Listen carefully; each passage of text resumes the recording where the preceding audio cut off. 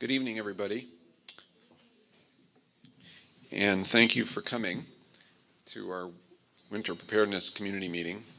My name is Len Matterman, and I'm the Executive Director of the San Francisquito Creek Joint Powers Authority. We have also here staff from the City of Palo Alto, the Santa Clara Valley Water District, the City of Menlo Park, the City of East Palo Alto, and while I'll kind of give a presentation on many of the aspects and kind of moderate, a lot of us may come up to this microphone and contribute to the conversation depending on your questions and other particular aspects of the topic. One thing I wanted to say starting off is this is being recorded for playback on the community channel. And so that we received many emails from people that said, I can't be there, but I'd like to hear what you have to say. So hopefully the recording won't. I'm going to turn off this mic for 1 second while we figure this out. Leave it on. Leave it on? Okay. All right, all right. Okay. So the consequence of it being recorded is if you have a question, and I hope many of you do, I suspect you will, please use the microphone that's in the middle of the seats so that everyone here and everyone who is watching later can hear what you have to say. I would appreciate that. Okay, so the topics for tonight, which maybe you already knew if you received an email or some other notification of this meeting, include a discussion of the actions that we have all taken as various agencies to reduce risk over the last few months. We'll talk about sandbags, and we'll have a brief demo on sandbags, and perhaps play a short piece that was on NBC, about 90-second piece on sandbags that was filmed here in Palo Alto last week. We'll talk about flood insurance, what it covers. If you don't have it, should you think about getting it? We'll show the new website, an flood early warning website, and we'll talk about flooding, what you might be thinking about doing now, what you would want to think about if flooding appears to be on its way, and what you might want to be doing as flooding is imminent, and we have a fair amount of certainty that it's going to happen. We're going to try to keep the presentations very brief, not more than 10 minutes on any of these topics, and you may feel like we're not covering it to the fullest extent, but the purpose is to hear from you and to answer your questions. So we're saving most of the time for that. Okay, so Kevin, you want to advance? Okay, so the first thing is today, and the third Thursday of every month, the National Weather Service publishes its latest El Nino forecast. This is the one from, you see on the bottom there, November 19, 2015. And obviously, if you can see the Bay Area, it's just below the edge of the 50% line as it hits the West Coast. The news on this topic is what we've been, a trend that we've noticed for many months, and that is that 50% line is moving up California. And what that means is, as the time goes by, the experts at the National Weather Service and all the people they work with are more and more convinced that there's going to be impacts to California. It's not news to you probably, and that's why you're here, but it is interesting to note this, and we've been watching it for about 6 months now, as probably have you, and that's what brings us to our first agenda item. Kevin?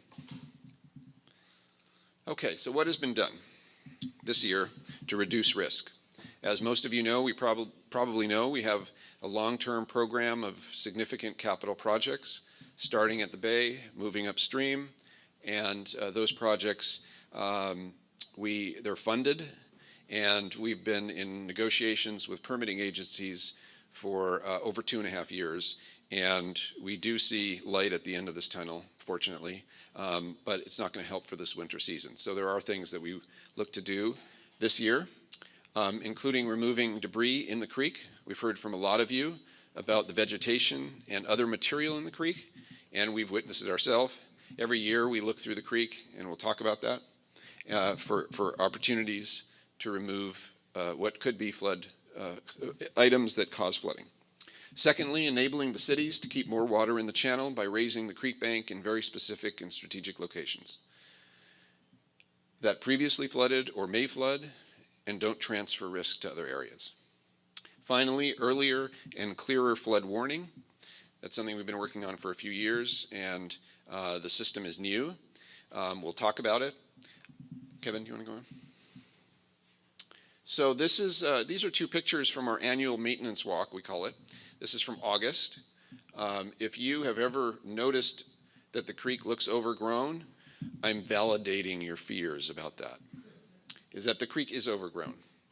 Now, a lot of it is native vegetation, and it's vegetation that we can't take out per regulatory agencies and state laws and regulations. But we took out a lot this year. We took out, in fact, more than we ever have. Kevin, do you want to advance the slide? So this shows for 2014, if you can follow kind of what the image is, Highway 101 is on the upper right. The creek is that blue line that winds its way through. Stanford University is on the bottom left. This shows in 2014 what was removed from the channel. Not too many stars. If you look at 2015, it's quite a different story, though. We took a lot more out of the channel. We were much more aggressive. The city of Palo Alto took a lot of dead material, dead trees that had fallen, dead trees that were not fallen, a lot of material out of the channel. Things that we saw as possibly creating a problem. Does the channel look that different? Probably not, because it's still overgrown. But we took out what we thought was actually a flood risk, and what we could take out per regulatory concerns. So that's the removal. And that happened, actually I should say, that happened in September and early October. Some of you, if you have creekside property, probably got a letter from the city about that. It also happened last week. And what we were doing last week was taking out material that was at the top of the bank that we were concerned might, like a large dead tree or something that might roll in and then cause a problem. Kevin? Okay, so what has been done to reduce flood risk in terms of keeping water in the channel, in addition to removing the debris? In 2012, December, you might remember that there was a flood in East Palo Alto, in actually a couple locations in East Palo Alto, and there was a lot of rain. It was the third highest flow on record for San Francisquito. The following spring, East Palo Alto did a project to raise the height of its levee downstream of Highway 101. It's where the green line is down here in the bottom right. In August of this year, the city of Palo Alto filled in an area of the degraded berm that's upstream of Pope Chaucer, and Menlo Park did it a month later, the same thing. And we'll have a picture of that in case you haven't seen it. Last week, the city of East Palo Alto began a project along Woodland Avenue where it flooded in December of 2012 to put a temporary 2 to 3 foot high flood wall along Woodland Avenue to, as best they can, match the Palo Alto side. And there's probably a little bit of work on the Palo Alto side that might be necessary to kind of even it out a bit. But that's a project that's underway. If you've driven on Woodland or on University Avenue and looked there, it's across from the entrance to the parking lot where the Four Seasons and the larger buildings are. November, or by around the end of the month, probably actually the first week of December, East Palo Alto is going to continue the work that it did in 2013 on top of the levee. And Palo Alto has joined that contract to match increasing the height of the levee downstream. Okay. Kevin?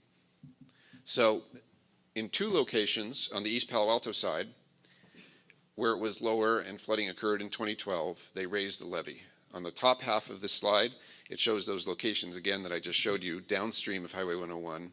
And on the picture on the right, it's the treatment that was applied, which is basically sandbags encased in concrete on top of the levee. It added about 18 inches to the height. On the bottom is what I was saying earlier on Woodland Avenue at University Avenue. It's a pressure-treated wood flood wall. Upstream of Pope Chaucer, on both sides, on the left side of the slide, shows gaps. You can't see it too well on the Palo Alto side, but it was there. You can see it better on the Menlo side, the image on the bottom left. but basically these were gaps in the earthen berm that were filled to match the wall that wraps around the upstream face of Pope Chaucer. So now we'll turn to sandbags. And do we have the video? Can we show the short video? So last Tuesday, John Hospitalier, who's the Assistant Public Works Director, did a demo for a couple news stations, and that turned out into NBC. There was one particular piece on NBC Bay Area that shows a proper and effective way to place sandbags at your home. Want to go? And if it doesn't work, we'll go to Plan B.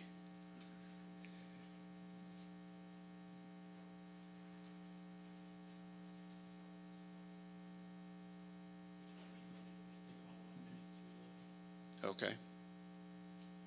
Can you do that in 1 minute? Oh, no pressure.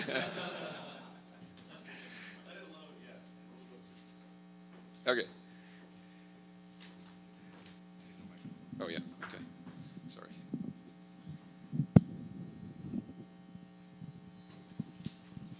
Good evening, everyone. I'm John Hospitalier. I'm Assistant Director of Public Works for Public Services Division for City of Palo Alto.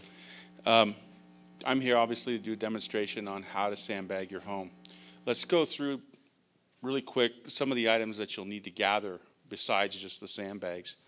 What we have here is just your standard 6 mil plastic sheeting that you can get at any hardware store. It's usually a regular stock item. A roll of duct tape, just standard duct tape, or Gorilla tape works really good, a little more semi-permanent if you're going to leave things set up for a while. Downspout extenders, really, again, a common thing that you'll find at any hardware store. When we're going through this and we're talking about trying to protect your home, you're really not doing anything unless you get the water that's coming off your roof away from your home. So this is one version. It kind of telescopes out. It's accordion style if you pull on the end.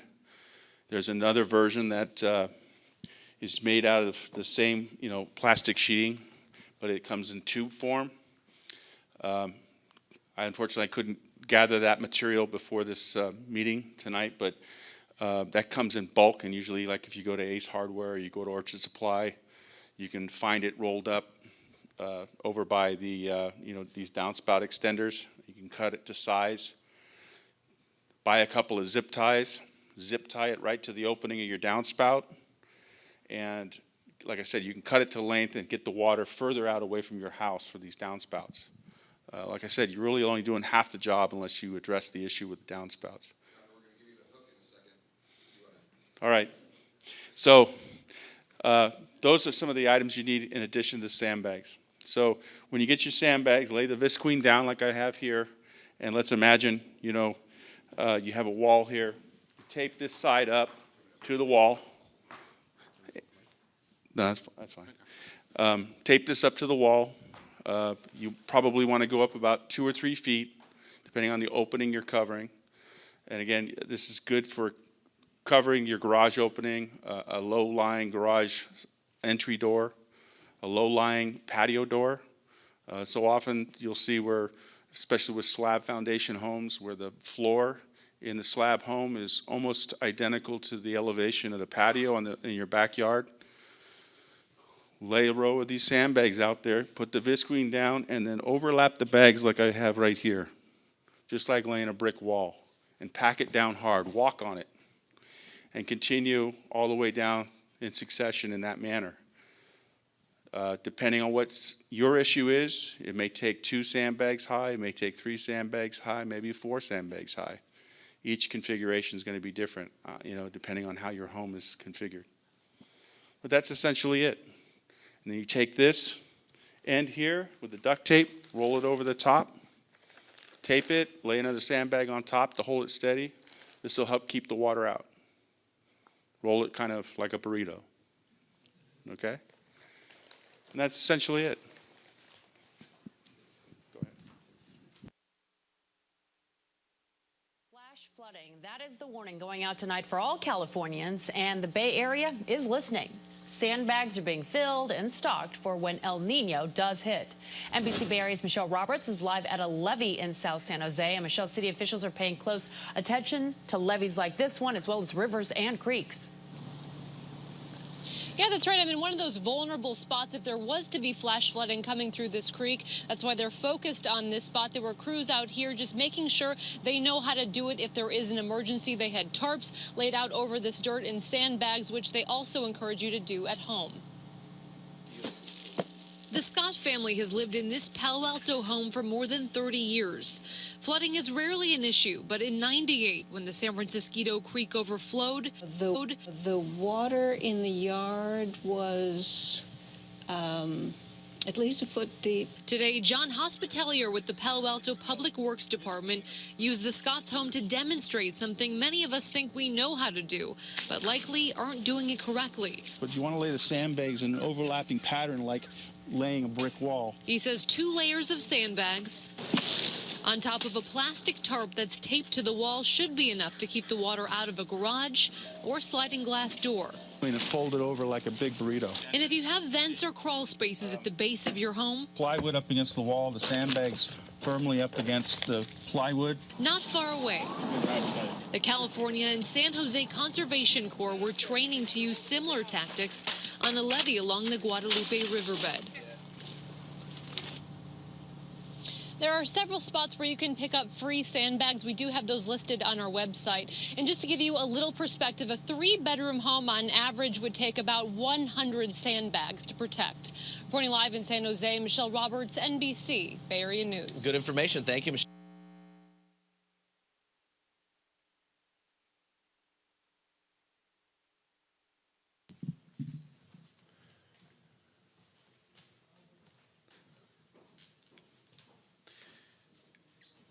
Do you want to go to the next slide?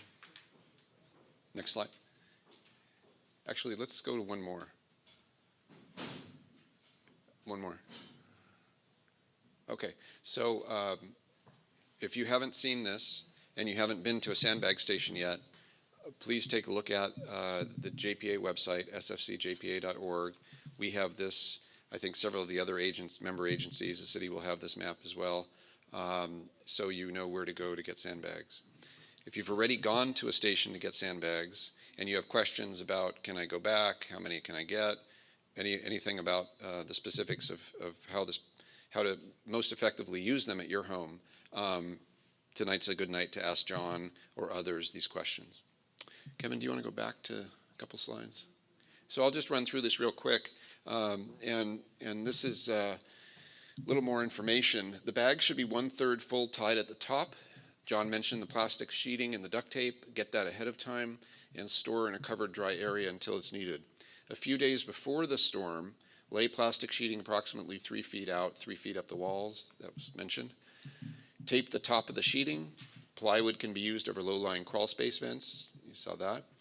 Lay bags like bricks on plastic sheeting to hold it in place.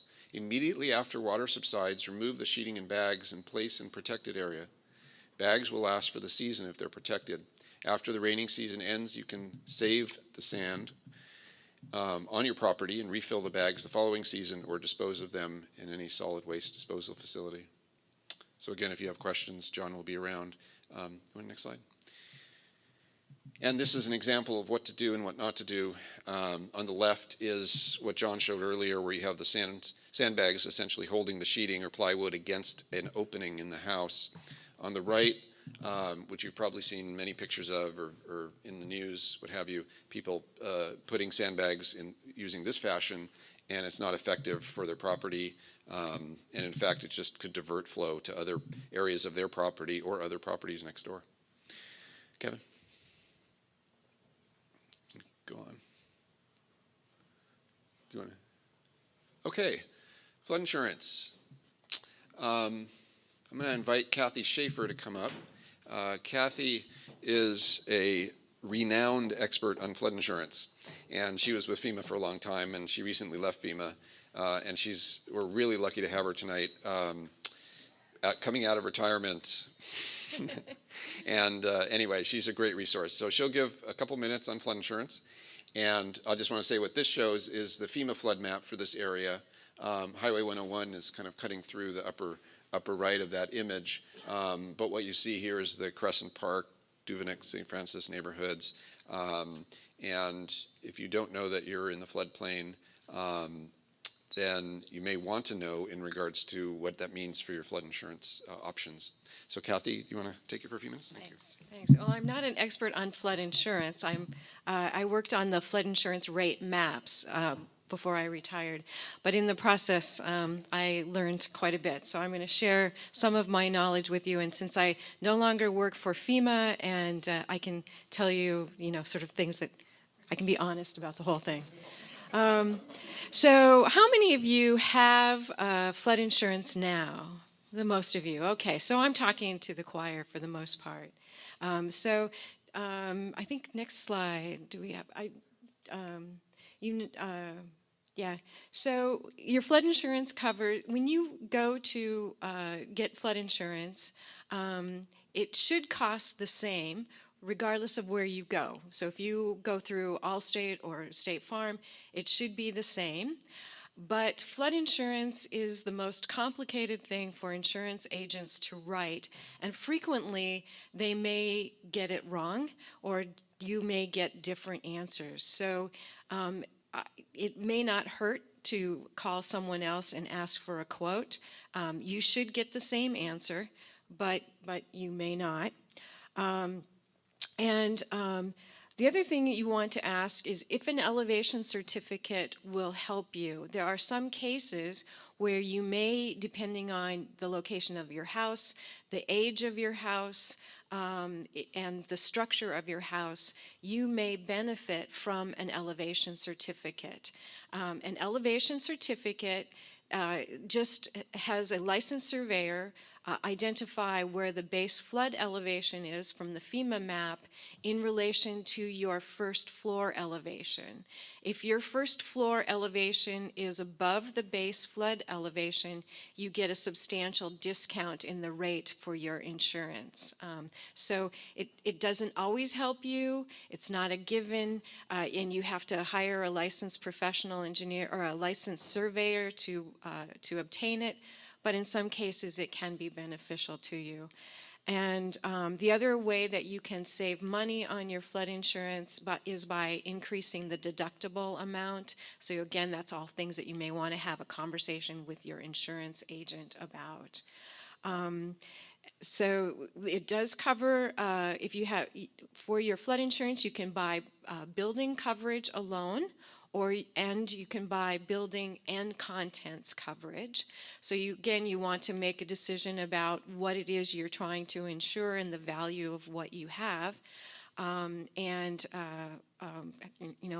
that conversation with your insurance agent.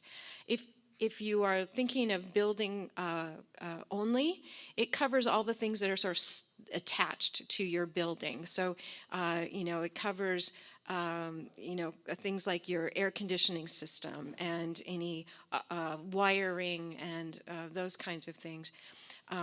If you have personal property coverage, that covers the things that can be sort of removed from your home. So things like washers and dryers and appliances are covered in the contents.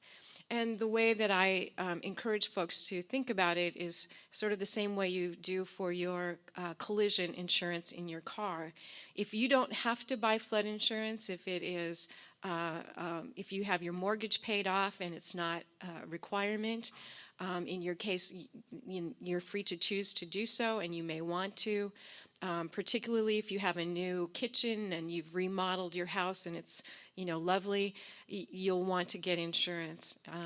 If you and in this upcoming year, you'd probably definitely want to have insurance. Down the road, if you've got a kitchen that you would just love to have destroyed so you have an excuse to get a new one, then you may want to think about saving your money, and if it happens, it happens. The other thing that I encourage everyone to do is go to the floodsmart.gov website. And be sure to go to the .gov website. That's the website that FEMA has created to educate you and provide you as homeowners with information about flood insurance and how to read a map and all of those kinds of things. So I think that is my slide, right? Okay.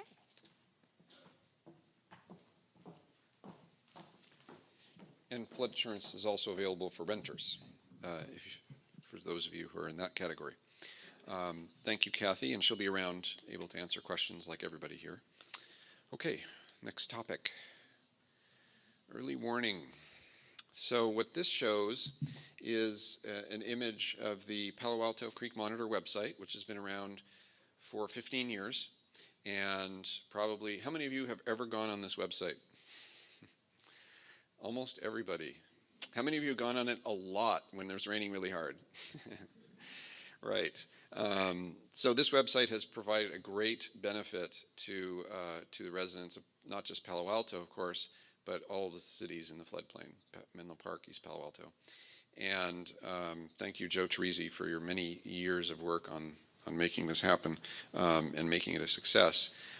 What we noticed about this website the last few years is it really calls on you, the residents, and the firefighters and the police officers who are looking at this website to figure out when to do what you want to do, when to evacuate, when to be worried, what have you. And you have to kind of understand this and look at the rain gauges that are producing information upstream.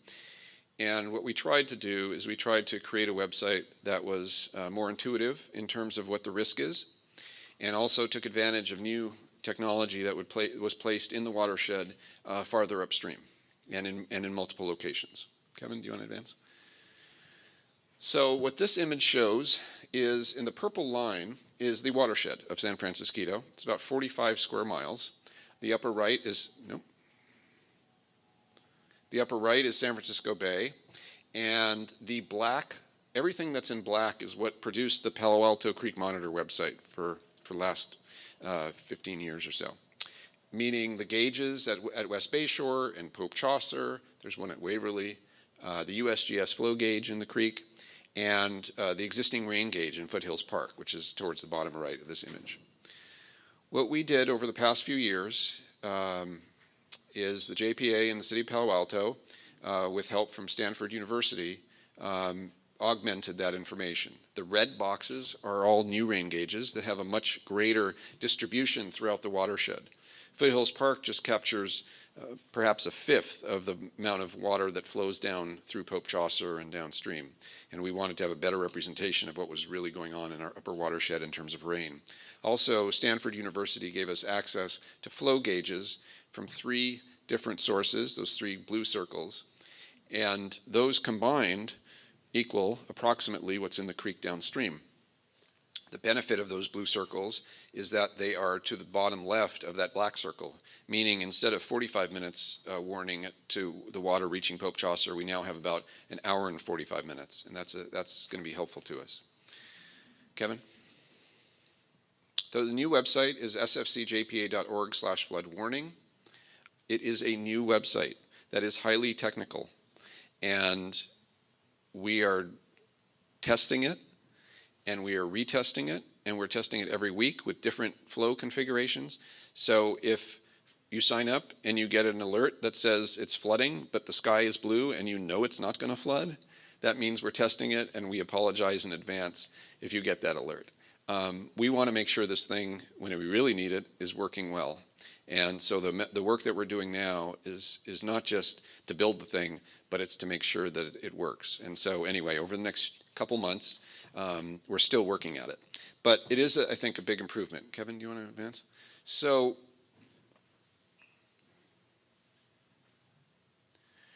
this is what the website looks when there's no activity. This was, it's stamp dated for November, looks like 18th, yesterday, and no flooding. And you have these green circles on the creek at Middlefield Road, Pope Chaucer, University Avenue, and Highway 101, and just downstream of there. And that means there's no concern for flooding. This is the case, obviously, 99% of the time on this creek. If there's a lot of rain, that will change. and you'll see something like this. And this is a scenario where we would actually expect, it's called, the yellow is flood watch, that's at Middlefield Road Bridge, and the red circles are flood warning, meaning we expect flooding. And again, what we're trying to do is give everybody, not just you all, but also the emergency responders, an hour and 45 minutes approximately of warning. Now, I'll go away from the mic for a second and point something out, and then I'll come back. So these are the red circles at the bridges. These red areas or yellow areas are obviously in neighborhoods. And that's based on what the models tell us and what we saw in 1998 of where water will go when it exits from those red circles. So what we're trying to do is we're trying to give you all the idea that if you live in an area that's in one of those shaded areas, whether it's yellow or red, that you can expect either to stay highly alert or expect to take some action at some point. Now that action might not be that evening. It depends on the risk and what's going on around you. And Ken Duker from the city will talk about that in a little bit. The action could be just moving things higher off the floor level if that's a concern, or packing up some things in your car, but Ken will talk about that. So this is what the website looks like. In addition to the flood map, you want to advance it? It has the ability to receive alerts. I mentioned that briefly. You could do that by text or email. You can sign up for that. We promise we won't send out your information to whatever, but we will send you texts if it's warranted, meaning it goes from green to yellow or yellow to red, or at the end of the day, at the end of the event, all back to green. Another tab up there is called Report a Problem. Can you advance? Yeah.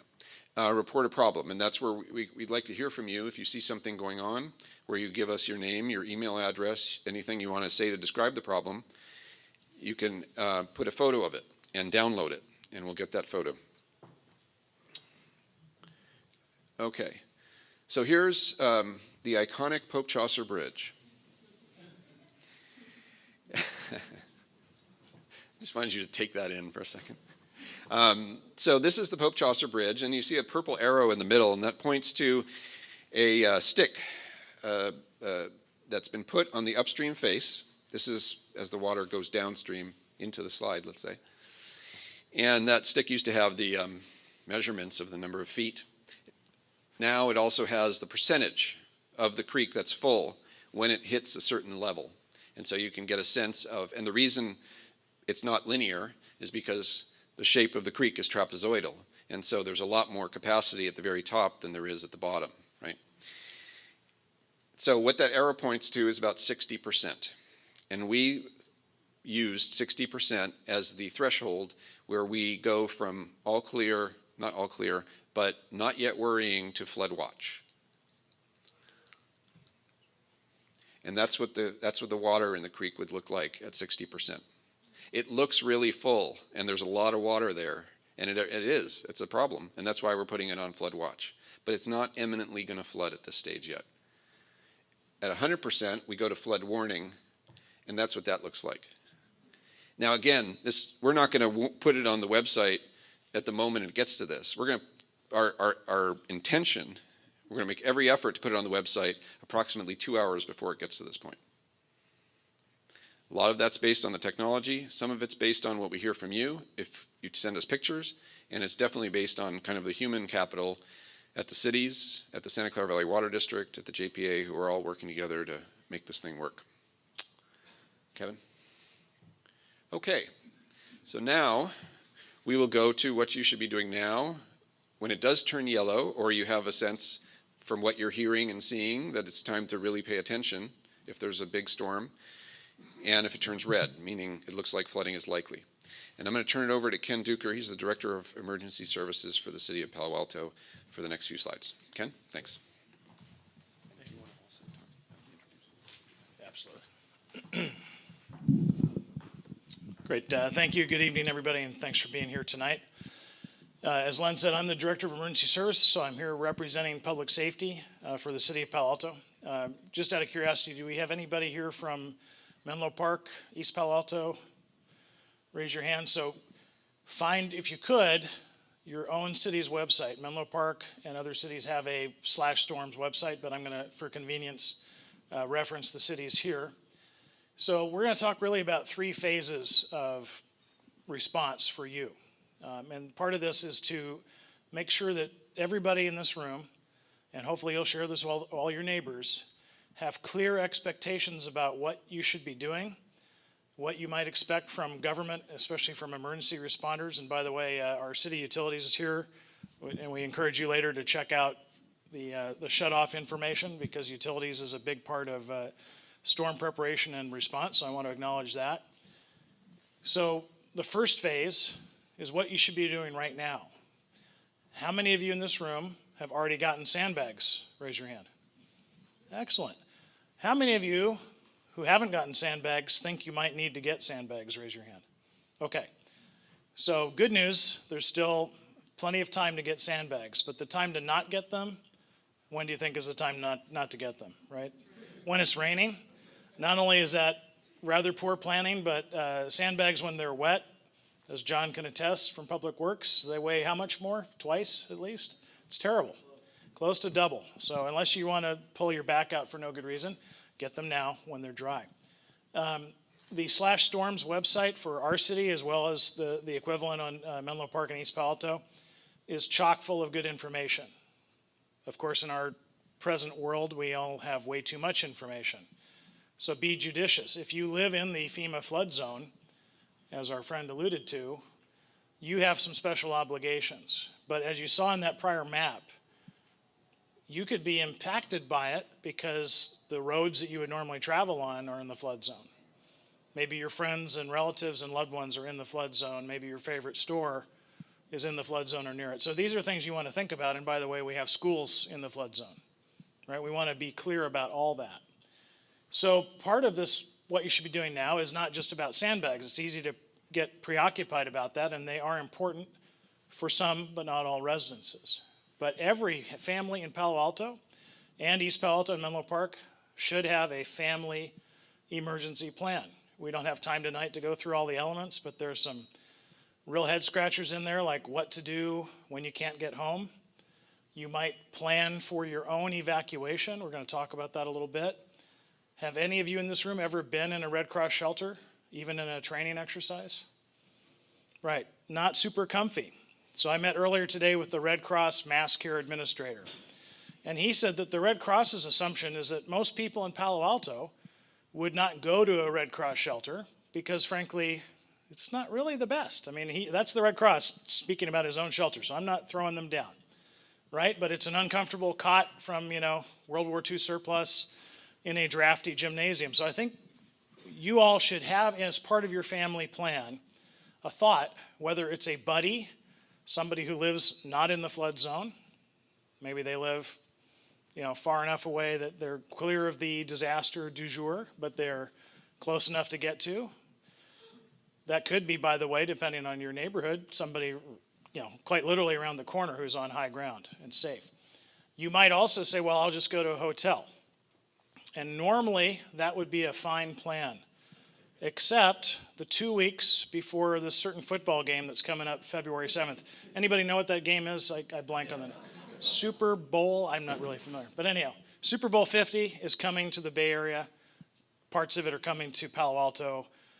Some of our less fancy hotels are charging $800 a night already during that time. So the caveat during the 2 weeks before Super Bowl would be, don't assume you're just going to go get a hotel, at least not anywhere close. If you want to go to Stockton or Modesto and stay in a hotel, maybe.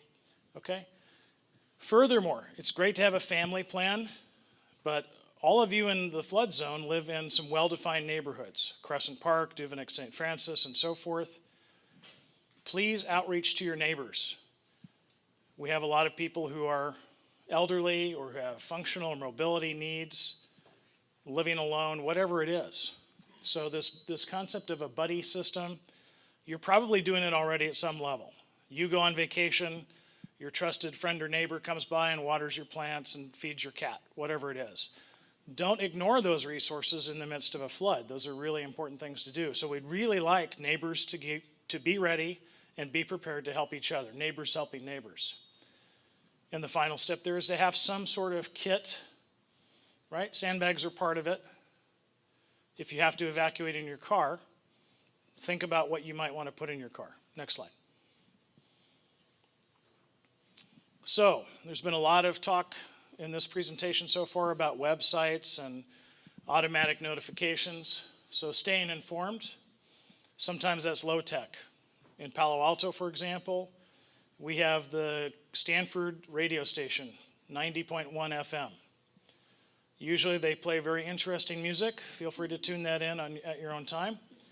But at some point in the midst of a crisis, it's our intention in the city of Palo Alto to be able to take over that broadcast and tell you useful things, such as Highway 101 is flooded from Willow to San Antonio Road, whatever it is. Stanford Hospital is closed, they're overloaded. Those are very useful things. Certainly, you can listen to the emergency alert system on KCBS, right? We all know the beep. This is a test of the emergency alert system.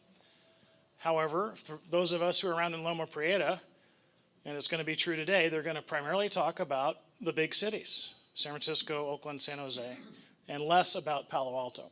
So be sure that you have recorded somewhere 90.1 FM. Tune that in. Okay? Social media. How many of you in this room are on Nextdoor or following social media, city and other government broadcasts, right? Very handy. So if the phones and the internet are still up at some level, it's our intention, but not our guarantee, that we will try to notify you via all of these mechanisms. So it sounded really good when Len said, we now get an hour and 45 minutes of warning. That's a lot of time when it's normal business hours. When it's Sunday morning on a holiday at 2 in the morning, it's less time than we'd like, right? So we want to make sure we calibrate our expectations. So to that point, we want you to take action whether or not you've heard from us, the authorities. You're not sheep. You have your own judgment, your own ability to take care of yourself. So have a plan, for example, either now, which would be smart, or in the midst of the watch before we get to the warning, to elevate your electronics and other irreplaceable items or expensive items. You may get a free kitchen remodel out of the deal. I like that. It's clever. But your family photos you're not going to get back, right? So put some of those in a safe deposit box, put them in an attic in a sealed rubber container, whatever you need to do to protect those things, preferably now, right? If you lived here in 98 and your house flooded, unless you've made a lot of drastic changes to your property, you should probably plan that could happen again. So you already know. All right, we've covered that one. Your disaster kit should be 1 for the big earthquake and stuff you're going to leave at your house. 2 for what you really need, and only you can determine that, to go with you in your car, whether you're staying in a hotel or you just have to get out of Dodge proverbially. Next slide. Okay. Last flood season, we did a little innovation here in Palo Alto, and we put up the live Google map. This was in reaction to 2 problems, one of which has been somewhat solved by Len's new system, which is the flood map was not there before. You just had gauges. And the other one, which is a real problem for all the cities in the area, is that when flooding occurs or you think it might occur, many people call 911 trying to be helpful.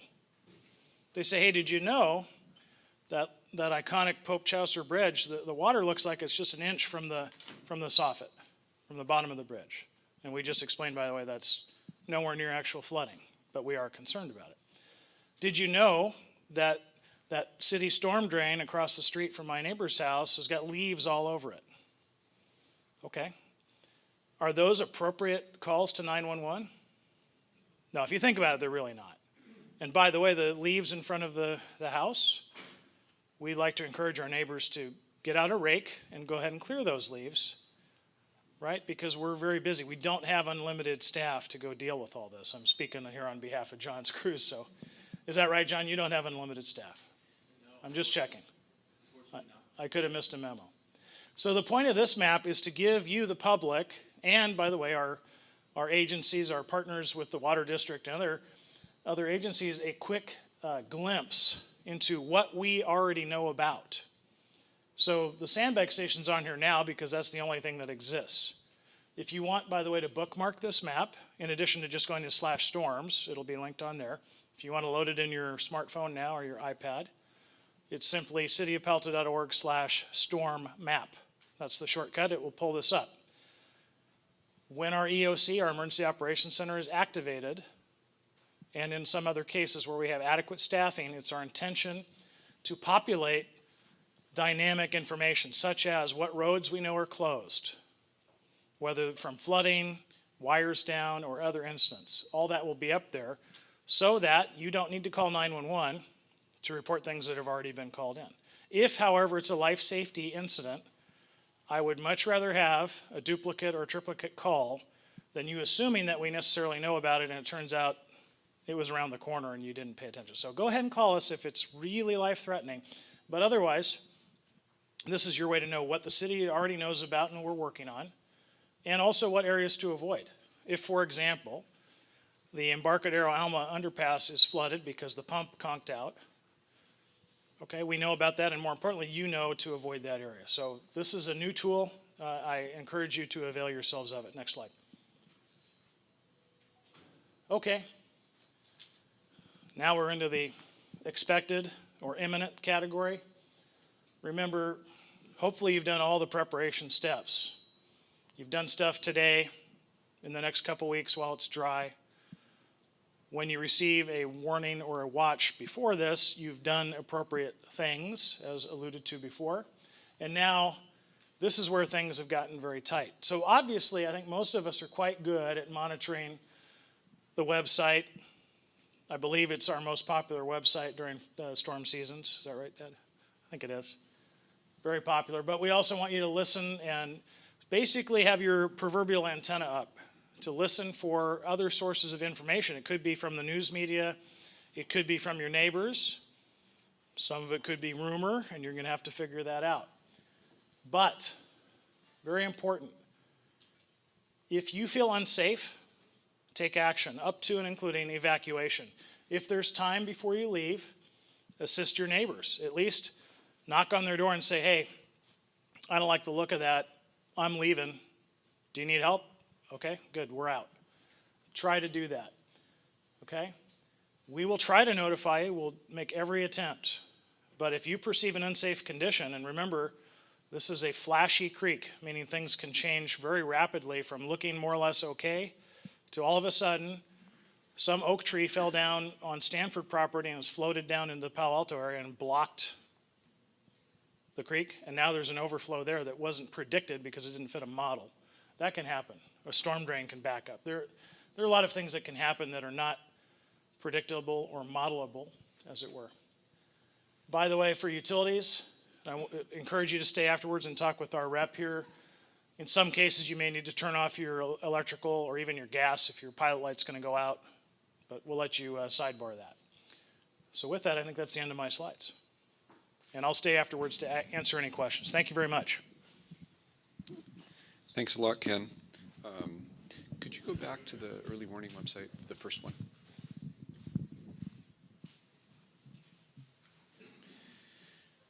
Do folks want a brief demo on the utilities piece, or do you want to come up afterwards and ask questions? How many want a brief demo? All right, let's do a brief demo. Jose, you're on. So Jose is from Palo Alto Utilities, and I'm going to turn the mic this way. All right. Good evening. My name is Jose. I'm a field service representative for the City of Palo Alto Utilities. So I'm going to briefly go over what to do in the event of water intrusions inside your home, or you can expand that to any utility emergency where you feel safety is a concern. Right here is a standard house gas meter that you would see at a typical home. One thing I'd recommend is knowing the location of your gas meter. Sometimes they can be behind a bush, behind a fence. So the first thing you'd want to do is familiarize yourself and your family with the location of your gas meter. And secondly, I'd like to demonstrate how to turn this off in the event of a flood inside your home. There are low-lying appliances that possibly can have, water put out that pilot light, and then you'll have just natural gas into the home depending on the appliance. So in the event you feel that's going to happen, what you're going to want to do is there's a tang on the side here, and if you turn that horizontally in a quarter turn, any direction,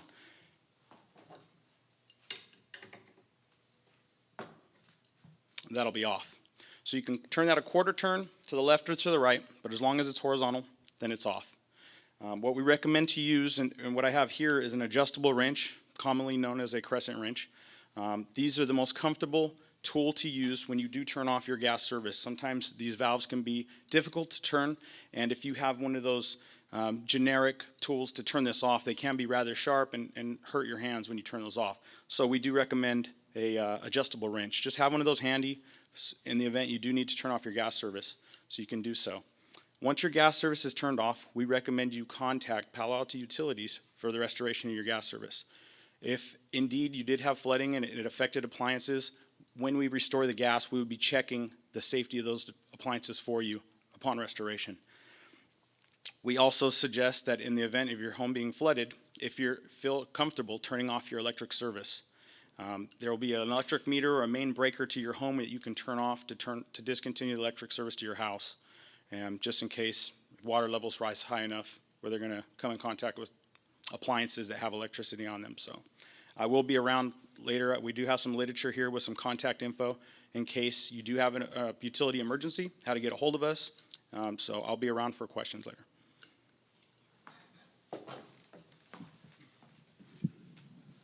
Thank you very much. So what I wanted to do is just point out real quick the websites that Ken Duker mentioned in terms of the city or the Santa Clara Valley Water District or San Mateo County website, and we're going to add another link to Menlo Park Fire Protection District. On the bottom left of our flood warning website are links to all of those agencies' specific web pages related to storms. And so you didn't have to memorize the one that Ken Duker mentioned, or you don't have to memorize one for your jurisdiction or look it up right now. If you just go to this website, you go to the bottom left, you scroll down where it says local agencies, emergency websites, they're there. Also, as you may be able to see, or maybe can't see from the back of the room, we also have website links for weather and El Nino information, and in the middle and then on the right, winter storm preparedness. Okay, so that's the presentations. We just barely kept it to under an hour, but now it's time for the Q&A. And all of us from the agencies are available to answer questions. And as we talked about at the beginning, this is being recorded, so please use the microphone when you ask a question.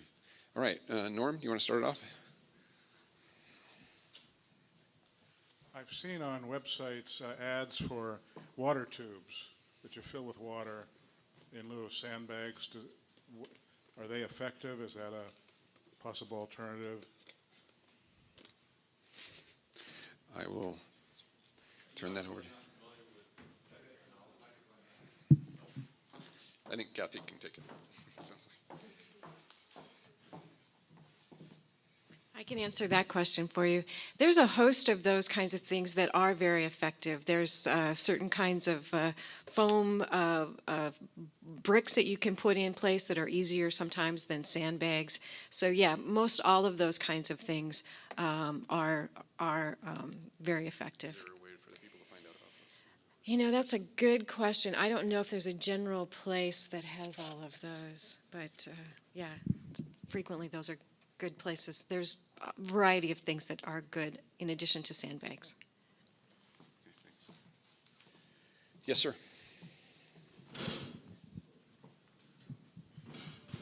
Yeah, I have a question. I've been around the last 17 years. My home got flooded. The water went up 3-4 feet in my house. So it's been 17 years. Those 17 years, I paid my taxes, federal, state, so on and so forth. And I don't appreciate the humor today at all. It just escapes me. I don't find anything funny about the scenario. 17 years, and the problem has not been comprehensively solved. You can point the fingers at the U.S. the U.S. Army Corps of Engineers. You can point the finger at the Water District, at each other. The problem. Yes, I have a question. Is it going to take another 17 years to fix this? Question number 2. Why is Anna Eshu not here? Question number 3, why is the U.S. Corps of Engineers not here? Question number 4, how are you going to defend yourself against punitive damages requests and that are filed in court when this happens again? Question number 5, given the exigent circumstances that currently exist, why are you not taking emergency action now to destroy the Chaucer Bridge and then the Newell Bridge, which looks like it's straight out Tijuana or Calcutta? Those are my questions.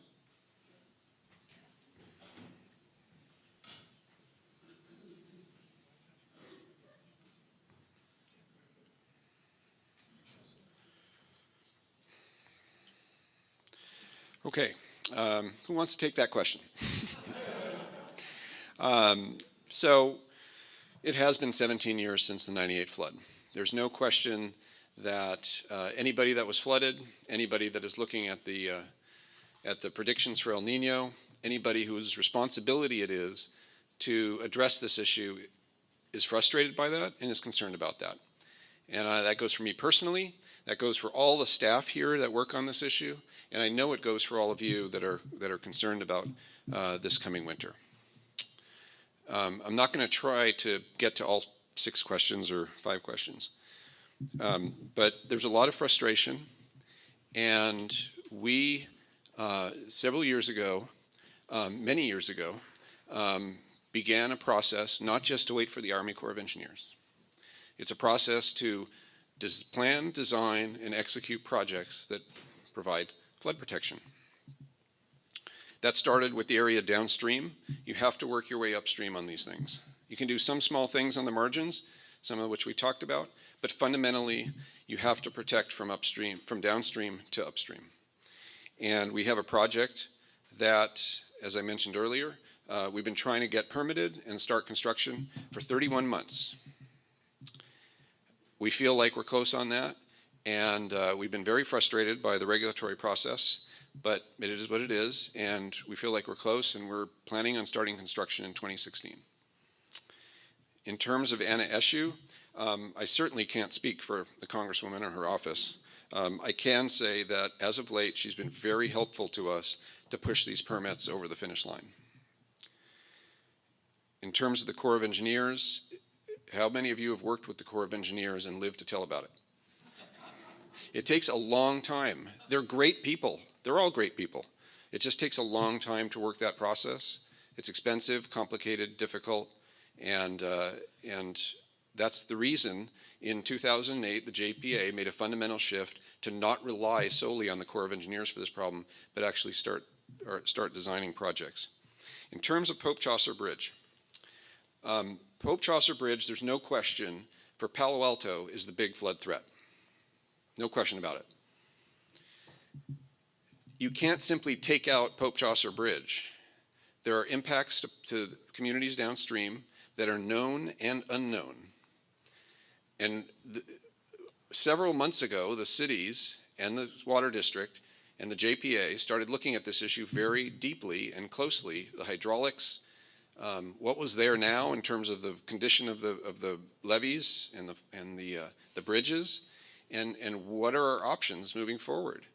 We didn't feel like we were in a position to take an action that threatened other people.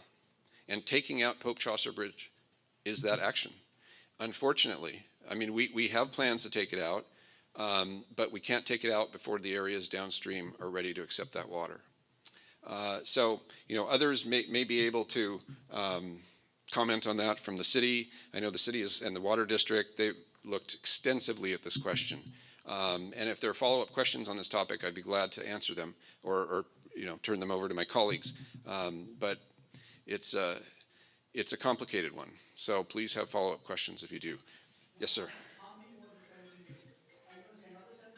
I want an answer. How many more years of this nonsense with this problem has not been comprehensively solved? Finger point downstream. I have nothing against the people downstream from me. I want you, the government, all of you, all the agencies, to put your brains together, use my taxpayer monies that fund your salaries, that pay your benefits, to finally solve the problem. So today I'm asking you, it's taking you 17 years, not done. Is it going to happen in the next 10 days? No, it's not. How many more years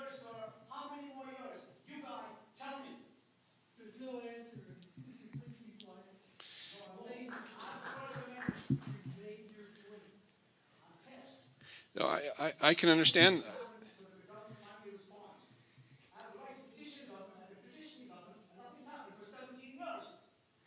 Well, I don't think it's fair to say nothing's happened in 17 years.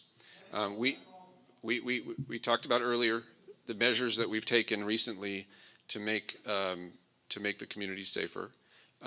In terms of the major capital work and taking out the bridge, of course that's not happened, and of course there's frustration about that. In terms of how much longer, it won't take another 17 years if we all that are involved have something to do about it. We're trying to move forward as quickly as possible. We're cognizant of the threats and the risk that's faced, and we're not working in a vacuum on this. There are others that have a say on this whole topic. Those others include agencies that have the ability to say, you can't do that, state and federal agencies. There are others in terms of pulling together agreements that fund this work from 6 different agencies, which we've already been able to do. We basically have a program of funding that's over $58 million for all of this work. It's a question of when we can implement it and being permitted to implement it. So again, we'll be able to answer those questions more fully if there are follow-up questions. Sir. Yes, I'm a resident of Palo Alto for the last 52 years. I lived through the 1998 flood. Although our home was not threatened, we're at 543 Jackson Drive, so we were above the flooded area in 1998. I realized that, in fact, I'd known for some time that the Chaucer Street Bridge is a choke point for a number of people in the neighborhood. Right. The question I have is, why can't we build a siphon around the bridge, down below, not visible to the public in normal circumstances, but circles around the bridge? I was criticized at a community meeting last Tuesday because I suggested a siphon going under the bridge, and I was shot down by the fact that there was concern about detritus in the bridge clogging the siphon. Well, if the siphon is built around the bridge, that problem doesn't exist. Moreover, it can be valved off such that it does not threaten the communities downstream. And the valves could be controlled, flap valves, globe valves, I don't give a damn what they are, but valves that can control the flow so that communities downstream are not threatened. When you're talking about a siphon around the bridge, you mean above Tunnels. Grade or below grade? No, below tunnels, the bridge, tunnels. tunnels that Okay. go around through the walls of the creek, around back into the bed of the creek, but above the area where it's threatened by detritus moving downstream. Yeah, I mean, we have several hydrologists and water resource engineers here if they want to try to Great. take a crack at I that. would be delighted But to I mean, have I an think the fundamental issue is still a concern, and that is how much do we keep in the water? How much water do we keep in the channel at that location? But I don't know. Do you want to just speak to quickly if that's a feasible option, creating some sort of a tunnel structure through the bridge? So this is Liang Zhu from the Santa Clara Valley Water District. Oh, thank you. So I tried to answer that question. So basically, the capacity issue right now is the Pop Chaucer Bridge has like 5,800 CFS capacity, and the downstream from Pop Chaucer to 101, you probably have that capacity. So with 5,800 CFS can pass through all the way to Highway 101. And then Highway 101, you guys all know, has a opening. So that opening has some issues during high flood event. And then the real question here is downstream Highway 101. When we look at the hydraulics, you probably only have a 4,700 CFS. And then with the temporary measure, probably increase somewhat, but not above the capacity current Pop Chaucer has. So basically, you doing the tunnel or doing anything, really just try to send in more water downstream, and the downstream community is not ready to take extra water. So that's kind of the answer. And then if you put a culvert, put anything, if you put a valve, if you block it, close the valve during high flood event, that the tunnel will not help at all. So that's really the question. Basically, I really try to say is, with the existing setting, the Pop Chaucer has some kind of capacity has more capacity than downstream. So basically anything increase that capacity that the pump chaser has a problem downstream. Okay. Yes, sir. Hamilton. First of all, I wanted to thank Len. I don't know if you realize, but Len is the reason we actually have a bridge solution in our near future.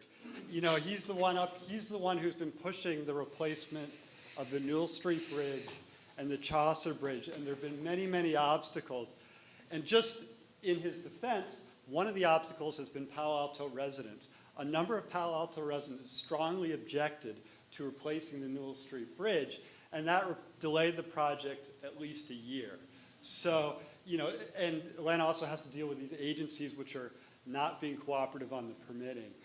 But since Len took over in 2007, there's actually been a lot of progress. And in the next few years, there is a good chance we'll get the bridges.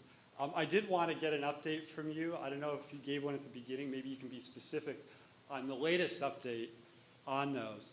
But before that, I just wanted to say that I actually did get a bunch of these inflatable sandbags off of Amazon.com. They're really lightweight, and they got pretty good reviews on Amazon. So you can look on there. Somebody was asking about water tubes, but they also have these basically inflatable sandbags that'll fill up with water.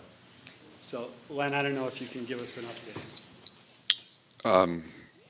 And when you went on Amazon, it was, you looked up under inflatable sandbags, or how did you, I just wanted. They're filled with this like blue material that when it comes in contact with water, I don't remember exactly. Okay. Here I got water tubes. Okay. It's different than water tubes. And what was your question? What was the update you wanted? The update was just the latest on the plans for Chaucer and Newell. Yeah. So in terms of Newell, the city of Palo, because Newell, originally we were going to include Newell in our design and environmental review work. As you all know, the replacement of the Newell Bridge has associated issues unrelated to flooding that deal with traffic and safety and various things. And so the city of Palo Alto took on that project. And it recently kind of restarted the process, as far as I know. Is there a timeline for a next public meeting or anything you want to share, Joe? In the summer would be a EIR meeting. Okay. In terms of Pope Chaucer, you know, really what we're focused on right now is restarting the EIR process on Pope Chaucer, and there were some ideas about Pope Chaucer that were floated about over a year and a half ago, actually. And we took a lot of feedback from the community about what it liked and didn't like about kind of some of the various ideas on Pope Chaucer. And we're pulling together kind of a re-engagement of that process. And we're going to propose something that we're confident is going to be amenable to the concerns of the community on both sides of the creek. And the goal here with Pope Chaucer is get rid of any substructure to it, have it be a freestanding bridge so that there's no impediment to flow.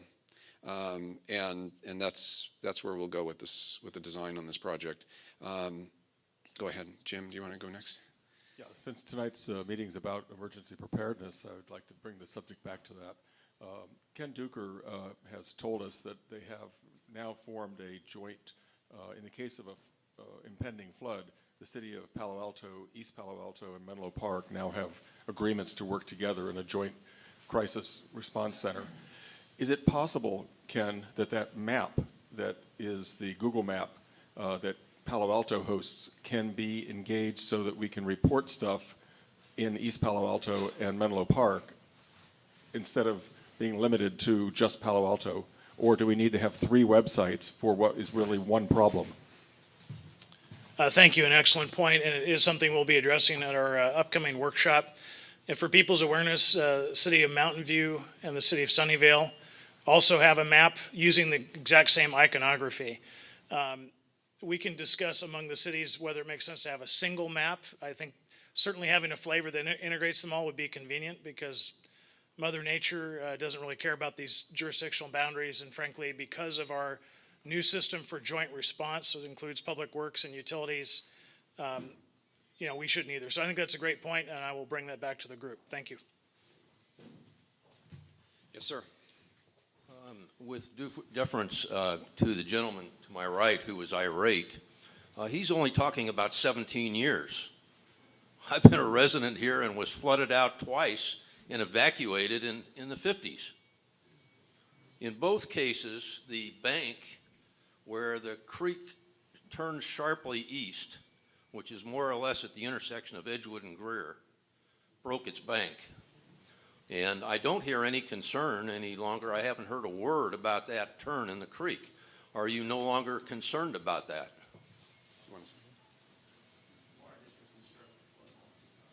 Oh, okay, 2003. So in 2003, there was a flood wall constructed at that location to keep water in the channel. And that's adequate for a 100-year flood or a 100-year storm? It's adequate for the maximum flow that could get to that location, I think even after Pope Chaucer is replaced, right? Yeah. Even with it's a high incoming bay tide? Yeah. Yeah. Yes. Yeah.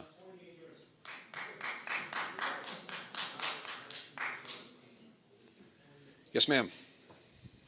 Hi, I'm curious about how much has changed between 98 and now. Looking at the pictures, the outlines are kind of the same, but I'm curious if we have substantially decreased the amount of flooding and the work that's already happened, like, how many lots are no longer subject to the 1% flood compared to before, or is it pretty much the same? Yeah. Joe, do you want to take that, or are you saying it hasn't changed? Yeah. So the word from Palo Alto is it has not changed. Now, the beginning of this slideshow talked about things that we've done to reduce risk. That means something, right? Reduce risk to East Palo Alto in the areas where they elevated the levee, in Palo Alto downstream where they elevated the levee, East Palo Alto on Woodland Avenue. Small reduction of risk, but what the city felt safely could be done upstream of Pope Chaucer at these degraded berms. I don't want that to get lost in the conversation. It doesn't mean that we're where any of us want to be. It just means we're looking for all the feasible solutions we can take on a short-term basis while we wait for the larger projects to be constructible. Sir. So my name is Michael Spohr. I was here in the 98 flood. We were flooded in the St. Francis neighborhood. So I'd like to make a suggestion, and I have a couple smaller follow-up questions, but when we were flooded, we were in what I would call a pool, a basin of standing water that sat around for a couple days afterwards. And I recognize that there are other houses in the community that have, say, water flowing by, and they can make do with some temporary barricades to keep the water out. But I'd like the city to make a distinction between those at risk of, water running by their house and those that have, say, this problem that I have. Right. Because your maps don't make a distinction between the two, right? The water didn't flow by my house. It was like we were in a bathtub and the water just came out. So I'd like some help with that. The other thing is, in 2012, when the creek flooded in 2012, I was expecting the same thing to happen. Quite frankly, I was expecting the water to come up through the storm drains like it did in 98, and nothing happened. I mean, there was no water in our neighborhood at all. So obviously there's been some improvements. Right. And I'd like to have an understanding of what those improvements are. So this is Joe Teresi, senior engineer with the city. Hi, thanks. I'm not sure exactly where you live, but the one big change in your area of Duvenick St. Francis is that we've constructed a new stormwater pump station on the opposite on the downstream side of Highway 101, and a lot of the storm drains that from the Duvernay St. Francis neighborhood now flow to that pump station. In 1998, there was just a gravity pipe that flowed into the creek. So when the creek got very full, the flap gate would close and the water in the storm drain wouldn't flow. Now that we have a pump station, we're able to pump and evacuate the water out of the storm drain system in many parts of the Duvernay St. Francis neighborhood via that pump station. So that is one improvement that is quite marked and I think will help. However, I don't believe at this point we've solved the problem of the water coming out of the creek and reaching your area, but with the pump station, that water should be able to be evacuated more quickly. Yes, sir. Hi, Kevin Fisher. I live across the street from Duvernay School. And in 98, there was about 2 feet of water outside of my house. Inside the house was maybe 9 inches. And I want to believe that sandbags are a credible option, but I'm skeptical. Water came up through the ground. It came up through the foundation. Water came from everywhere. I'm not convinced that sandbags, and I brought this up earlier to Joe and others, and so I've gone onto the Army Corps of Engineers website and related websites, and it's literally thousands of sandbags to sandbag a typical house, and they're explicit in saying that you cannot turn your home into an island with sandbags, that that's dangerous, and they highly recommend against it. And by the way, that sandbags are intended to keep water in something like a creek or a river and not out of a house. So can somebody help me understand, are sandbags, all this talk about sandbags, aside from nuisance flooding, is this a credible solution for those of us who flooded in 98? John?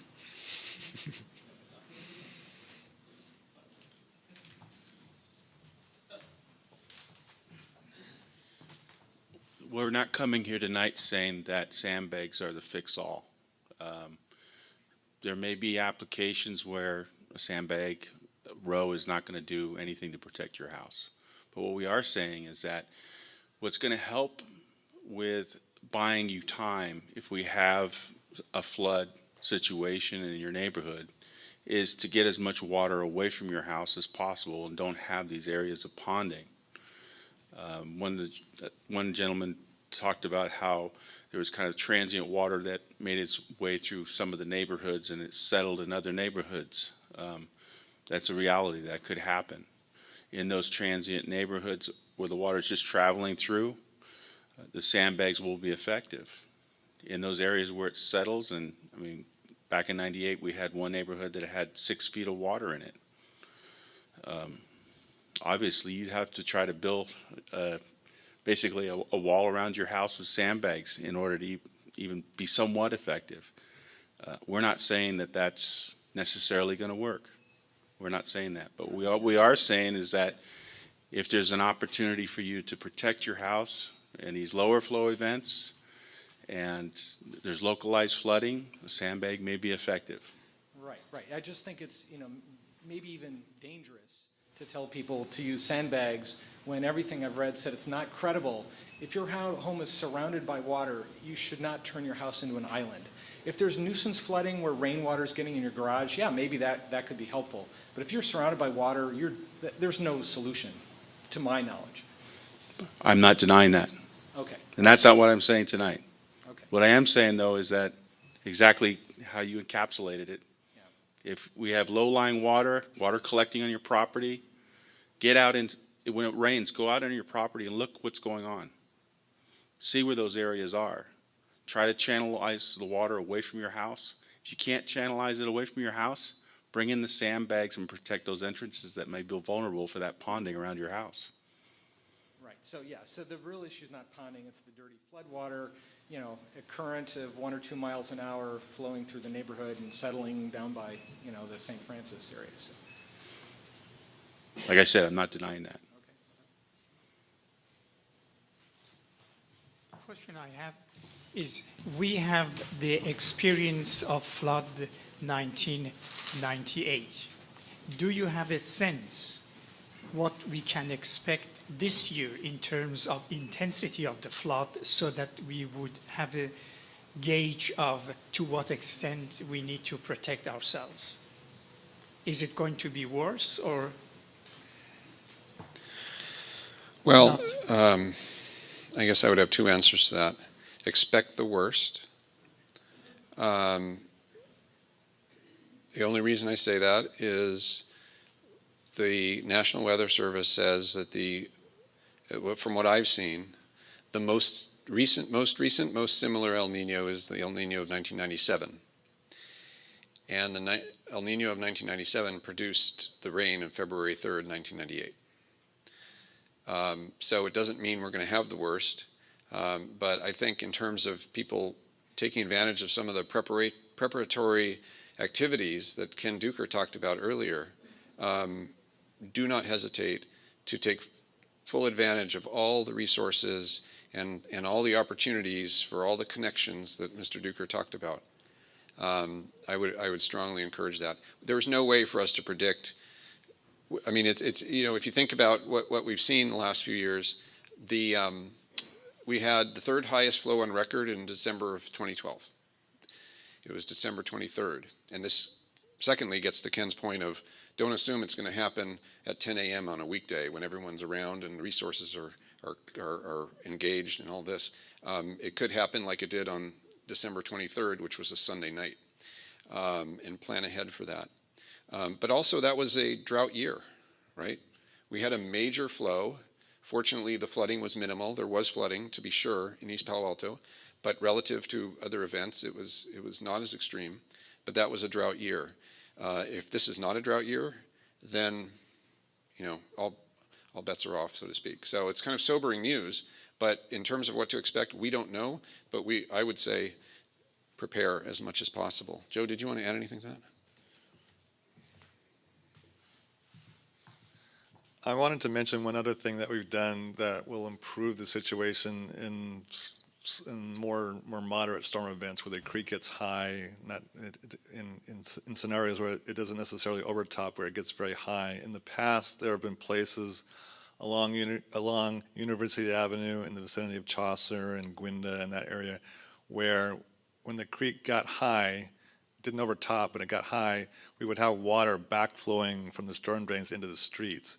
We have addressed that by adding 7 or 8 new flap gates or closure gates on the end of those pipelines. So that phenomenon of backflow through the storm drain system won't happen. So that's another bit of improvement. Thank you very much, Joe, for answering my first question. I was going to say, have you fixed those flaps yet? Because that's where all the water came out in 2012. My second question is, the reason that water pools in the Duveneck and St. Francis neighborhood, especially around the Greer Park area, is because that area used to be salt marsh before it was diked off and paved and sold as a subdevelopment. But now the reason the water doesn't flow to the bay is because of the highways that have been built, such as Highway 101 and Embarcadero Expressway. If those highways weren't there, the water would just run right through. Is there anything that can be done to put drains under the highway or blow the highway up instead of the bridge?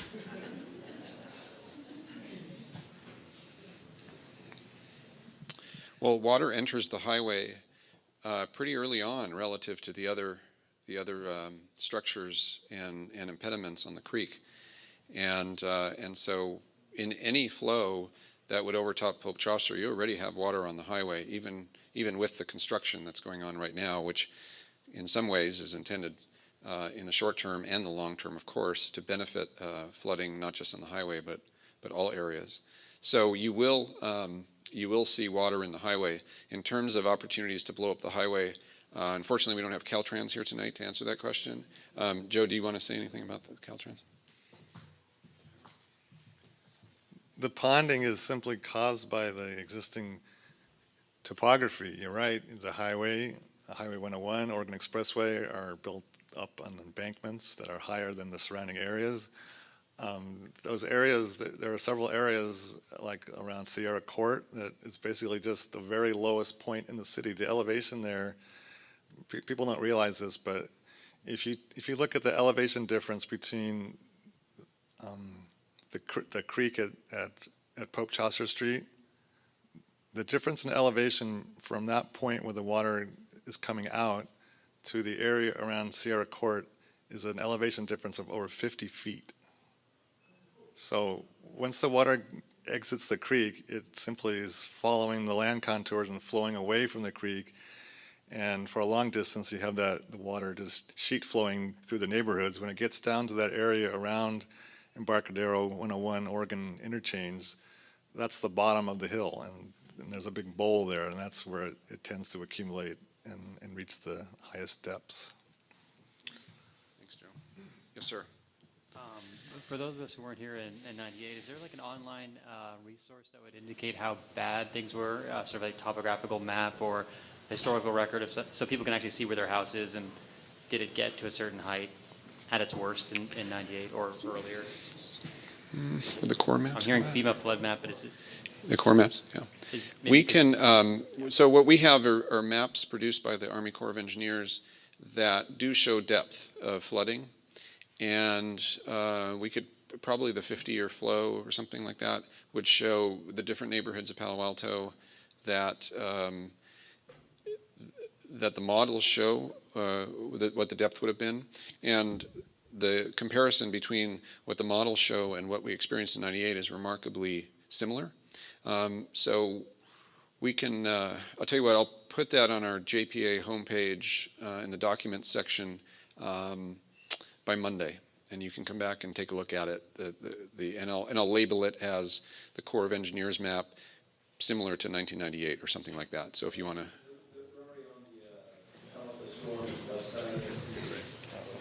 Okay. Yeah. So Joe's going to address that. The map. Sorry if I missed something. Yeah, I can top that. That they're actually already on the City of Palo Alto website. So if you go to that City of Palo Alto cityofpaloalto.org/storms page, it's down towards the bottom. They're labeled as the Corps of Engineers map, and it whereas the FEMA maps show the extent of the flooding, they don't show necessarily the severity. These core maps, there's one for the 25-year event, one for the 50-year event, and one for the projected 100-year event. And they're shaded in shades of blue, and the deeper the blue, the deeper the water would expect it to be ponding.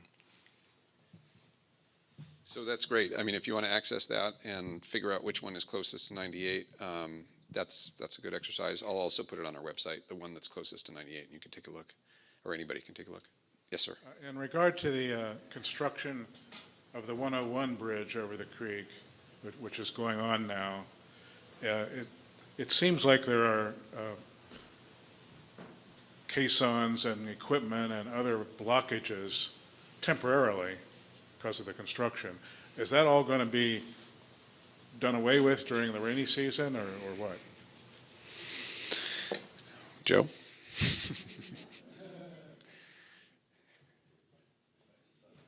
Yeah. Well, during the construction, they had actually dammed off the creek both upstream and downstream of the bridges, but that's all been removed. So, and all the equipment and materials have been removed from the creek. That was done about the last week of October. What does exist there now that's different from before is that they have now replaced the portion of the Highway 101 bridge that carries the southbound lanes, and it's held up by 3 piers that are in the creek bed itself. And since those bridge openings are being enlarged, this new piece that they've built, the pier walls don't match up with the pier walls of the existing bridge. So there is an offset there, and that's not ideal, certainly, but that's just part of the phasing of the work.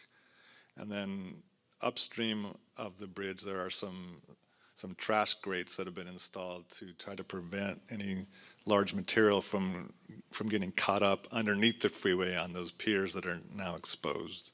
But all the construction equipment and materials have been removed, and in addition, they actually removed 2 or 3 feet of sediment, of accumulated sediment that had built up under the freeway. So that is actually a betterment that was accomplished by that project. Yes, sir. I live further south in Palo Alto, closer to the where East Meadow and Lewis meet. And years ago, I was told that when the 100-year flood comes, it will come from the bay. We have had water over the years come all the way up to our garage, never any further than that. But is that a true statement, or is that myth? The statement, when the 100-year flood comes, it comes from the bay? Is that what you're asking, whether that's true? Yes. Well, I assume you don't mean 100-year tide, you mean 100-year flow in the creek. 100-year flood. Yeah. Well, there are tidal floodplains and creek floodplains, right? They're different floodplains. One emanates from the creek. The other one is just the washing over from the bay. Now, the important thing for this creek is the bay influences the flow in the creek greatly, all the way up to almost Newell Bridge, is the regular tides go up that high. And so one of the concerns, which I think a lot of people are aware of, is the coincidence between a very strong storm event and a high tide or a storm surge. And we saw that previously in 1998. And so it's only by the grace of God that we don't have a coincidence of that, because usually with big storms, the storm surge comes with it, and that creates an extra problem. So in terms of the 100-year flood coming from the bay, if there's a coincidence of a major tide or during our king tide, next week we're going to have king tide for a couple days, we'll have it again in December and again in January. If we have a big storm coincident with one of those, it's certainly going to create extra problems all the way up to between Newell Bridge and the bay in terms of capacity. It's unlikely we would ever see a 100-year tide by itself. We haven't seen that yet. That would cause overtopping. And certainly the work that we're hoping to embark on early next year between the bay and Highway 101 accommodates for over 2 feet of sea level rise, 100-year tide, 100-year creek flow. So it's way kind of over-designed in terms of capacity, and so that would never be a problem. The Caltrans project is built to our design specifications, which also include 100-year creek flow coincident with an extreme tide and sea level rise. And so we're building these things really for the next 50 years, not just for big events right now. Do you want to add to that, Joe? Okay, let's try to. Yeah, I'm familiar with the area that you're speaking of down in South Palo Alto. And in general, areas can be flooded by one of 3 sources, I would say. You could have overflowing of creeks. You could have simply backup of our storm drain system where the pipes are too small, or is this an inundation caused by the storm drain system? And then there's this third scenario where, and I think this is what applies to your neighborhood. You're in what's called the tidal floodplain, and because the creeks in your area, Adobe and Barron Creek, have already been improved by the Santa Clara Valley Water District to accommodate the 100-year flow in the creeks. You're in the tidal floodplain because the levees out in the baylands that hold back the bay are not certified. And that's for 2 reasons. One is because they really weren't engineered. They're basically just piles of mud that was plopped there many, many years ago. And secondly, they're not quite high enough. So since they don't meet FEMA standards, there's an assumption that those could, in a very large tide event, could fail, and then the water from the bay would come in and inundate your area. So that's the floodplain that you're in. Has that ever happened? No, not to my knowledge, but it is a risk, and that's why you're mapped that way.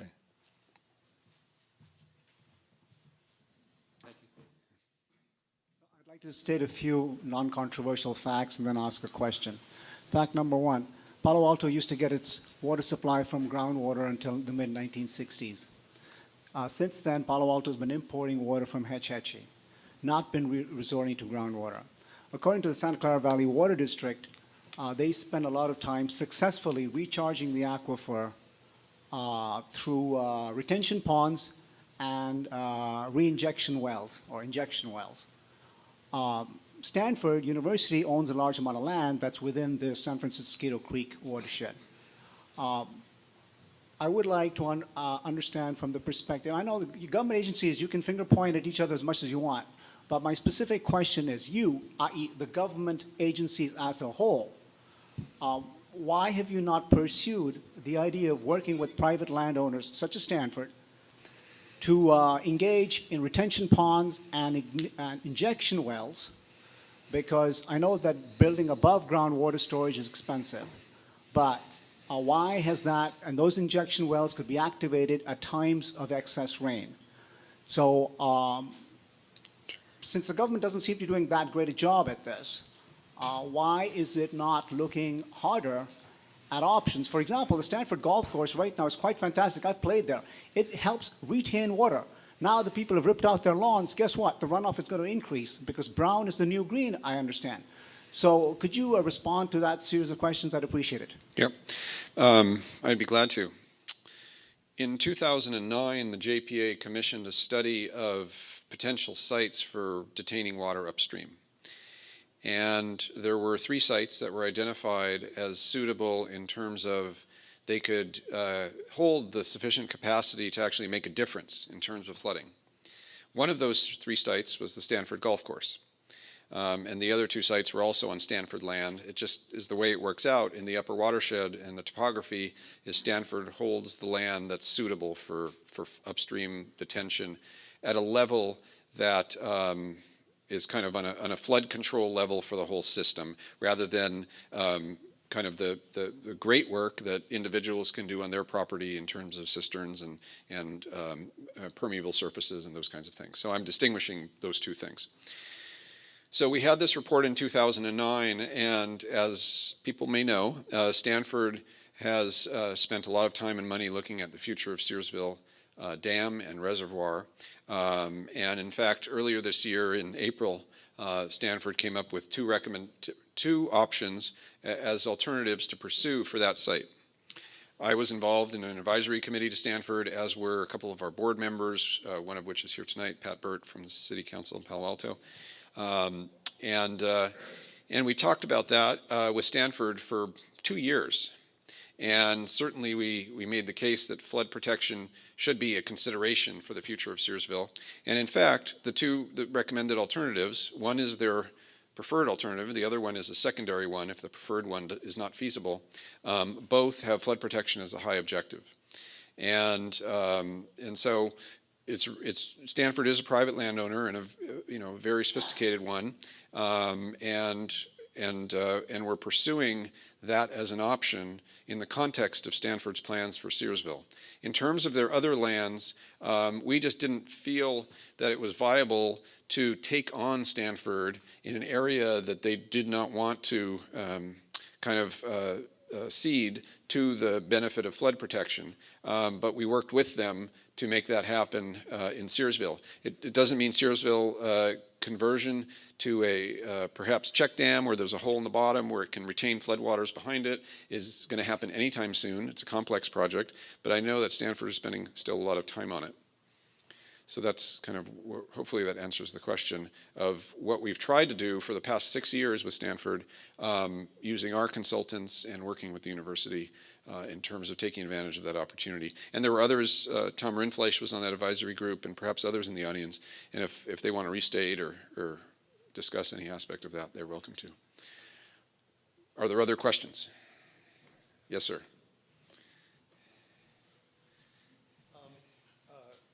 Because of the size and power of El Nino, one can assume that there's going to be more than one major storm, and therefore more than one incident of flooding. And I'm just wondering, are there any resources put aside to clear the silt or what other debris is accumulated in the creek between these flooding events? That's number one. I think that's all. Yeah. So, I mean, there are many ways to think about what to do after a flood, right? Certainly there's the emergency response side of it. That's the more immediate one. Clearing the debris is another one.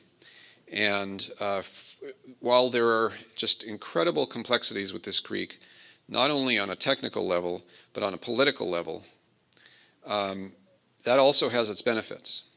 And I think I can confidently say, on behalf of the member agencies, and certainly on behalf of the JPA, that there's no question that all the available resources are going to be put to bear to clean up this place and make it make it less likely that flooding will occur again in the season, down the road in the season. There is no question that between the City of Palo Alto, Santa Clara Valley Water District, City of Menlo Park, City of East Palo Alto, all the resources will be used towards this end. There's another aspect to post-flood, and that is how do we take advantage of it, right? I mean, some people, you may have heard the phrase, never let a good disaster go to waste. And what we mean by that in our world is we have a lot of limitations on our work. But a lot of those limitations in terms of regulations kind of go away in the immediate post-disaster context. And so one of the things we're also looking at is not just what measures can we take right now to reduce risk to whatever degree we can, but what might we be able to do that's more aggressive after a storm in that period where a disaster has been declared. In 2012, and most people don't think of it as a major event, the first disaster that Governor Brown declared was flooding here in 2012. It wasn't a major event, but there were homes, if you were flooded, it was major, but it wasn't in the context of 98 or the context of other potential storms. You know, it was not a major event. But East Palo Alto, to its credit, worked the system and got a disaster declaration on the state level. And we are going to be primed for that same activity, not just to get reimbursement from the state or the feds, but more importantly, to take advantage of the declaration so that we can do some things then that we couldn't do now. Are there other questions? Well, you've been a great crowd. No, thank you very much. Really appreciate it.